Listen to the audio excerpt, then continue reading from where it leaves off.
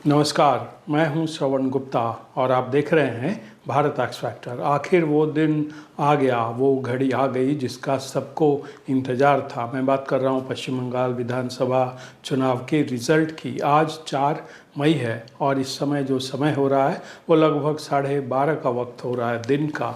और अब तक जो खबरें आई हैं उसमें से जो है 293 जो सीटें हैं उसके रुझान जो हैं वो आ गए हैं। एक सीट रह गया है फाल्ता का, जिस पर जो है 21 मई को जो है मतदान होना है।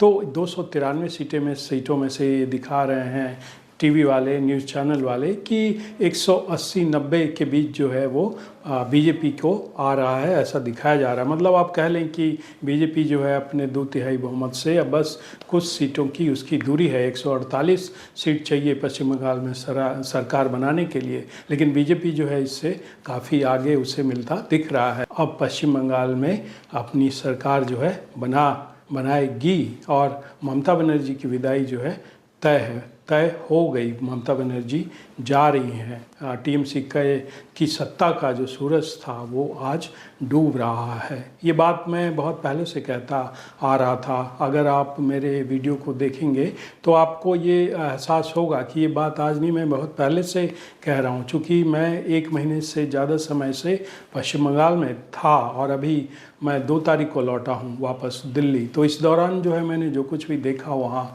नॉर्थ बंगाल से लेकर के आपके साउथ बंगाल तक, मगर अगर आप सिलीगुड़ी से शुरू करें तो सिलीगुड़ी, जलपाईगुड़ी, आपका नक्सलबाड़ी, उसके बाद फिर तमाम जो है आगे अगर आप चलेंगे तो मालदा, मुर्शिदाबाद, कूच बिहार, फिर पूरा साउथ बंगाल, उत्तर 24 परगना, दक्षिण 24 परगना, इसके पहले जो है इस तरफ जो है वो उत्तर दिनाजपुर, इसके अलावा जो है आपका संदेश खाली, मतलब तमाम जो ज़िले हैं वहाँ पे मैं गया। लगभग पश्चिम बंगाल के सारे ज़िलों में गया और ये बहुत पहले गया मैं, मतलब कि 1 महीना से भी पहले। और जो मैंने वहाँ देखा उसके बाद जो है मैंने कई वीडियो बनाए और उसमें मैंने ये बताया, ख़ासकर जब पहले फेज़ की वोटिंग हुई 23 अप्रैल को, उसके पहले मैंने कई बार बताया कि जो मेरा आकलन है, मैंने जो लोगों से वहाँ बात की, डर की, चुप्पी की और उनके इस प्रण की कि इस बार हम वोट देंगे। तो ये 23 अप्रैल की जो वोटिंग थी उसके पहले ही मैंने ये बताया था कि 23 अप्रैल को बीजेपी जो है बहुत ज़्यादा सीटें उसे मिलेंगी। और इसके बाद फिर एक और वीडियो बनाया 29 अप्रैल जो सेकंड फेज़ की वोटिंग थी, उसके पहले भी मैंने अपने वीडियो में यही बात कही। और जो आखिरी जो मैंने बात कही थी रिज़ल्ट के बारे में, वो सेकंड फेज़ की वोटिंग के बाद, मतलब 29 अप्रैल के बाद 2 तारीख को मैंने ये बात फिर कही कि इस बार जो है बीजेपी आ रही है और ममता बनर्जी जा रही हैं। ये मेरा आकलन है। आप मेरे इन तमाम वीडियो का छोटा सा अंश देख लीजिए कि जो जो बातें मैंने कही थी वो जो है लगभग वैसी ही जो है चीज़ें हुई। आप ज़रा ये मेरा पहले की वीडियो देख लीजिए जो मैंने 23 अप्रैल के पहले और फिर जो है सेकेंड फेज़ की वोटिंग के बाद बनाए थे। यही जो अभी फर्स्ट राउंड में जो वोटिंग हुई, इसी में जो है बीजेपी को जो है इतनी सारी सीटें मिल जाएंगी कि अगर आज सेकेंड राउंड में कुछ कम भी होता है तो बीजेपी को कुल मिलाकर जो है मेजॉरिटी से बहुत ज़्यादा सीटें उसे मिलेगी। ऑलमोस्ट ये स्वीप होगा बीजेपी का। महीने भर पहले अगर कोई भी जाता पश्चिम बंगाल तो ये दिख जाता कि ममता बनर्जी जा रही हैं। जो पिछली बार का चुनाव था, आप कह सकते हैं कि ममता बनर्जी का वो पीक था और इस बार जो है वो परिवर्तन होना है। ये मुझे लगता है कि इस बार सब चीज़ें बदल जाएगी। क्या भद्र लोग, क्या नॉन भद्र लोग, क्या नॉर्थ बंगाल, क्या दक्षिण बंगाल, सब के सब जो है परिवर्तन के मूड में है। मुझे जो लगता है कि सेकेंड फेज में भी जो है ममता बनर्जी के हाथ जो है खाली रह जाएंगे और उन्हें इसमें भी कुछ नहीं मिलेगा और ये ममता बनर्जी के लिए जाने का समय है। इस विधानसभा चुनाव में जो है ममता बनर्जी की एक तरह से विदाई हो जाएगी। तो अब देखते हैं कि 4 मई को क्या होता है। वैसे मेरा तो यही मानना है, जो मैंने देखा वहाँ पूरे पश्चिम बंगाल में, उससे तो मुझे साफ दिखता है कि बीजेपी जो है वहाँ आराम से जो है सरकार बनाएगी। ज़रूरत से ज़्यादा उसे सीटें मिल जाएंगी। ये मेरा आकलन है। आपने ये वीडियो देखे जिसमें मैं पहले से ही ये बता रहा था और ये दरअसल मुश्किल नहीं था। असल में लोग दिल्ली में बैठकर जो है आकलन करते हैं, वो ज़मीन पर नहीं जाते। अगर कोई भी ज़मीन पर जाएगा, देखेगा, तो उसे पता चल जाएगा कि वहाँ वस्तु स्थिति क्या है। कि कैसे वहाँ लोग जो है टीएमसी से परेशान हैं। उनका जो डर है, एक पूरा डर का सिस्टम जो वहाँ काम करता है, जो कि देश के दूसरे हिस्सों से बिल्कुल अलहदा है, बिल्कुल जुदा है। मतलब कोई आदमी ये नहीं कह सकता कि मैं बीजेपी को वोट देता हूँ, कि अगर उसने ऐसा कहा तो उसके पूरे परिवार की शामत आ जाती है। वो दिखा पंचायत चुनाव में जो है 75 लोग मारे गए। पिछला जो चुनाव हुआ विधानसभा का, उसमें 48 लोग मारे गए थे, घर जला दिए गए थे। तो पश्चिम बंगाल की स्थिति बिल्कुल अलग है, अलग थी। अब लोग डरे हुए थे, नहीं बोल रहे थे। कईयों ने कहा कि आप मेरी आवाज़ ले लीजिए और मेरा चेहरा मत दिखाइए, और तमाम सब जगह लोगों ने ऐसी ही बात कही, जो टीएमसी के समर्थक नहीं थे। लेकिन जो टीएमसी के समर्थक थे वो तो बोलते थे।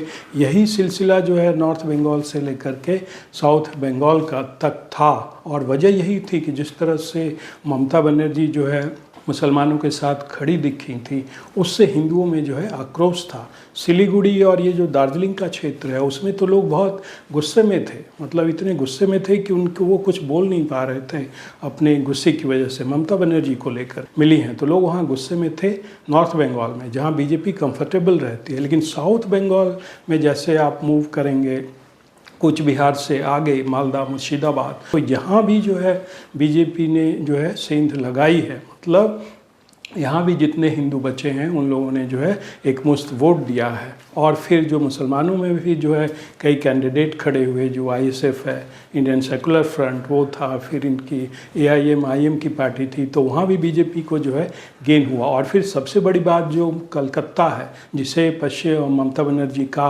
गढ़ कहा जाता है, जहाँ 11 की 11 सीटें टीएमसी के पास थी, और कलकत्ता के आसपास के जो इलाके हैं, ग्रेटर कलकत्ता, वहाँ से जो सीटें आती हैं वो सब की सब, तकरीबन सब की सब वो टीएमसी को मिलती है। और फिर कलकत्ता के आसपास के जो ज़िले हैं वहाँ जो है टीएमसी की जो है बढ़त हासिल होती है, क्योंकि यहाँ के जो लोग हैं, भद्र लोग हैं, वो जो है ममता बनर्जी के साथ खड़ा रहता है। लेकिन इस बार भद्र लोग ने भी जो है, जैसा कि मैंने अपने पहले वीडियो में भी बताया, मैं शॉर्ट में बता दूं कि भद्र लोग ने भी जो है ममता बनर्जी का साथ छोड़ दिया। और ये बात जो है पहले लोगों ने वहाँ कही।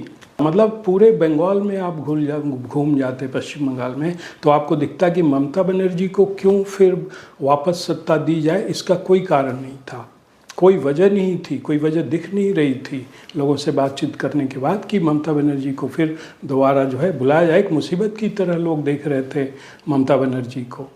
कुछ समर्थक थे उनके कट्टर, जो आंख मूंद कर जो है ममता बनर्जी के साथ खड़े होते हैं, जैसे लालू के साथ बिहार में लोग खड़े होते हैं। उनके लिए कोई लॉजिक, कोई तर्क काम नहीं करता। ममता बनर्जी के साथ खड़े ही रहना है तो खड़े रहना है। लेकिन जो आदमी सोचता है, जिसके परिवार हैं, बाल बच्चे हैं, जिसे नौकरी की ज़रूरत है, वो इन तमाम चीज़ों को उस बार इसने सोचा। और यही वजह है कि जो ये बाद में बार बार कह रहा था महीने भर पहले से कि जो है बीजेपी आ रही है, ममता बनर्जी जा रही हैं, वो उसी के बल पर, उसी के आधार पर जो लोगों से मैं बात कर रहा था, तो ये वही हुआ। और फिर जो सबसे बड़ी चीज़ डर वाली बात है, फर्स्ट फेज तक तो लोग डरे हुए थे, मतलब कुछ बोल नहीं रहे थे सीधा। लेकिन फर्स्ट फेज जब 23 अप्रैल का हो गया तो सेकेंड फेज के पहले तक जो है लोगों के मन में से डर ये निकल गया बहुत हद तक। वो इसलिए निकला क्योंकि यहाँ जो सिक्योरिटी फोर्सेस थी, जो सीएपीएफ थी, सेंट्रल आर्म पुलिस फोर्स, वहाँ जो है उसकी मौजूदगी, और इसकी मौजूदगी इस कदर थी कि आप सोच नहीं सकते। यही वजह है कि लोगों के मन से थोड़ा भय निकला। और फिर जो अमित शाह ने कहा कि मैं यहाँ लंबे समय तक रहने वाला हूँ, सिक्योरिटी फोर्सेज जो है यहाँ लंबे समय तक रहने वाली है, तो उसकी वजह से लोगों के मन में डर निकला। लेकिन ये जो उनका मन की जो बात थी, जो वो सोच कर बैठे थे, वो तो बहुत पहले से सोच कर बैठे थे, बोल नहीं रहे थे, जिसका जिक्र मैं बार बार कर रहा था कि वो चुप हैं, लेकिन वो ये इशारा कर रहे हैं कि मैं वोट देने जाऊंगा, देखते हैं कि क्या होता है। तो ये बात तो पहले से थी, लेकिन बोलना जब उन्होंने शुरू किया सेकंड फेज में, वो सिक्योरिटी फोर्सेस की वजह से, सिक्योरिटी फोर्सेस इतने तैनात किए थे। और वोटिंग में देखिए, वोटिंग में मैं पूरे कलकत्ता में देखा मैंने कि, और सब जगह भी, कि कलकत्ता में जो है जो वहाँ की लोकल पुलिस थी, मतलब पश्चिम बंगाल की पुलिस वो अंदर जाने की उसकी इजाज़त नहीं थी, पोलिंग बूथ के अंदर जहाँ जो है वोट डाले जाते हैं। पुलिस वाले ने बताया कि मेरी ड्यूटी, मेरी सीमा यहीं तक है, गेट तक है। ये जो सफ़ेद पुलिस, सफ़ेद वर्दी में आपको दिखते हैं, ये पश्चिम बंगाल की पुलिस थी। तो ये जो टीएमसी का नेटवर्क था चुनाव करवाने का, वोट अपने पक्ष में डलवाने का, जिसे छापा कहते हैं, कि भाई 12 बज गए, अब सब अपने घर जाकर सो जाते थे, उसके बाद छापा होता था। और ये छापा की बात में कितनी सच्चाई थी वो आपने फाल्ता में देख लिया, क्योंकि फाल्ता में जो है अब जो है चुनाव स्थगित हो गया है, रीपोलिंग होगी वहाँ 21 मई को। तो फाल्ता में ये दिखा कि कैसे ये पूरा सिस्टम जो है टीएमसी का काम करता था पूरे पश्चिम बंगाल में। लेकिन फाल्ता को अगर छोड़ दें तो और कहीं ये चीज़ जो है टीएमसी जो है नहीं कर पाई। उसकी मेन वजह ये थी कि जो चुनाव आयोग है उसने जो एक तरह से समझिए कि टीएमसी की मुश्कें कस दी थी।